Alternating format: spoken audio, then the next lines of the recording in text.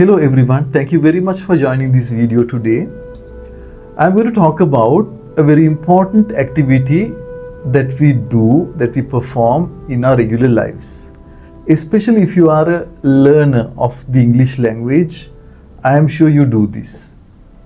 When you come across a new word, a new phrase, a new expression, what would you normally do when you want to understand the meaning of a particular word, expression, or any other English vocabulary? What would you do?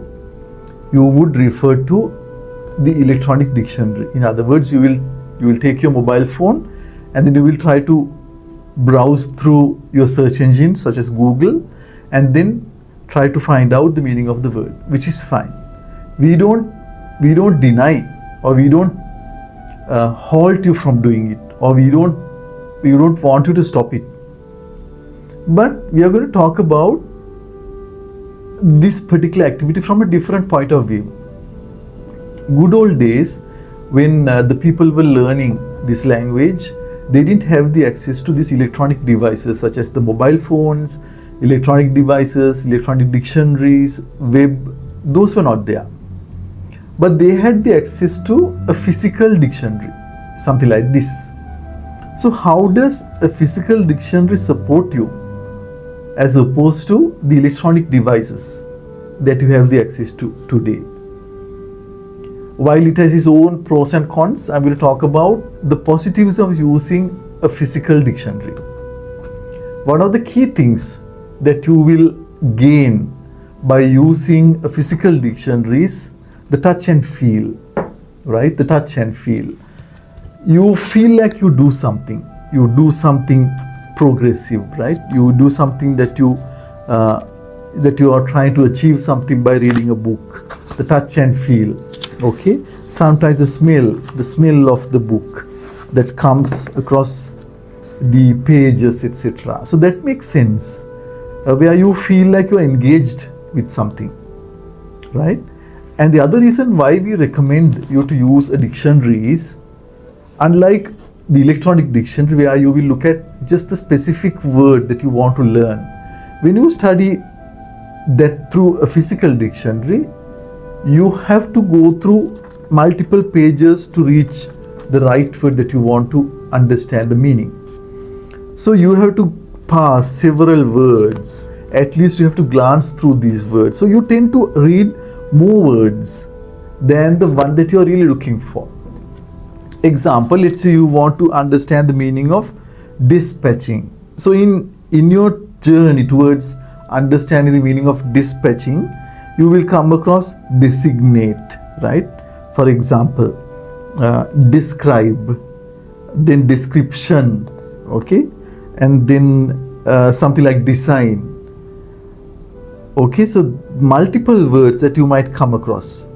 So that is one of the main reasons why we recommend you to look at or use a physical dictionary when you learn the language. Apart from these two reasons, one of the other reasons is that you have the access to a dictionary anytime.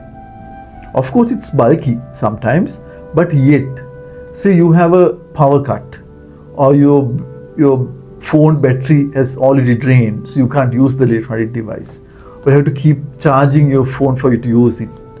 Or on the other hand, you might have to compromise using the phone when you really want to look at a word if the battery is too low. So you might reserve or preserve the battery for you to make calls over using the dictionary. So all this hassle will not be there when you use a physical dictionary. And moreover, there is a psychological explanation where they say that when you read through a document like a paper, the chances of remembering or kind of memorizing or understanding the meanings of these words is much higher over an electronic dictionary. So these psychological reasons are also there. One other important element of the using of a dictionary is that when you look at a word, it will show you how the word has evolved over a period of time, which is part of the dictionary explanation of a word. So you must make use of that also. Because when you know the evolution of a word, it allows you to remember them really well or use them in the right context, which is very important. Because the language is not about a word, it's about the context in which you use that word. So dictionary helps you in that way as well. While electronic dictionaries also will have that option, the authors have taken care of this particular analysis of the word formation or the word evolution. So remember, these are the positives of using a dictionary. To my students, I always say you must use a physical dictionary, unless and otherwise there is a major reason why you can't use a physical dictionary. So that's it. Thank you very much for joining this video today.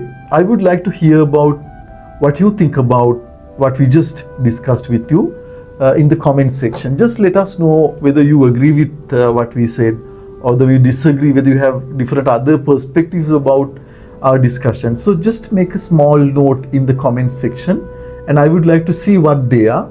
It will be really interesting for me as a supporter for many people to learn the language. So just help me with your comments. I will use them in my conversations with other people. Thank you very much and have a nice day.